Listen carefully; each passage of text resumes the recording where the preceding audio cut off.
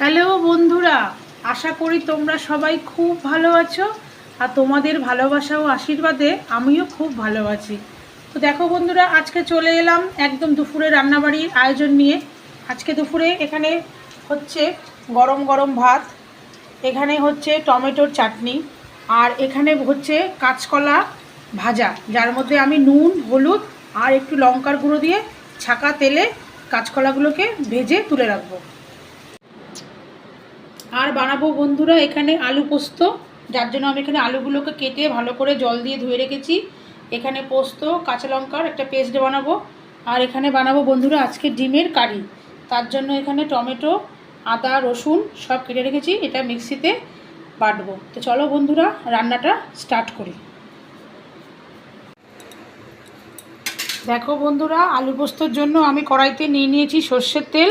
এবার আমি এর মধ্যে দিচ্ছি কিছুটা পাঁচফোড়ন সোমবার, আর দিয়ে দিচ্ছি দুটো কাঁচা লঙ্কা, দিয়ে আমি এটাকে একটু খুব ভালোভাবে নাড়াবো।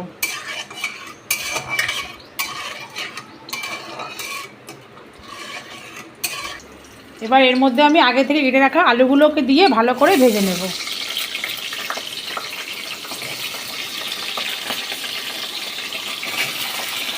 আলু পোস্ত কিন্তু বন্ধুরা আমরা কম বেশি সবাই খুব পছন্দ করি খেতে, আমার তো ভীষণ প্রিয় একটি খাবার, তাই আমি এটা প্রায়শই মাঝে মাঝেই বানাই।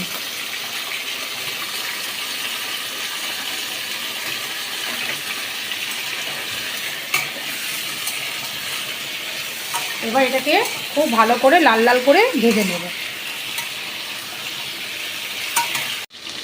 এবার আমি আলু পোস্তটার মধ্যে দিয়ে দিচ্ছি পরিমাণ মতো নুন, আর দেব হলুদ। হলুদটা আমি এখানে একটু কম দেব, কারণ পোস্ততে বেশি হলুদ দিলে বন্ধুরা আমার ভালো লাগে না।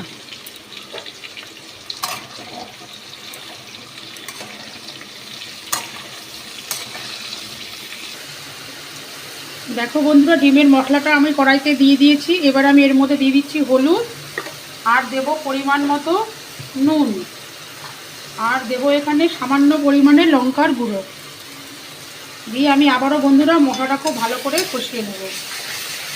আর এদিকে বন্ধুরা আমার আলু পোস্তটাও খুব ভালো করে ভাজা হচ্ছে, আর এখানে বন্ধুরা কাঁচকলাটাও ভাজা আমার কমপ্লিট।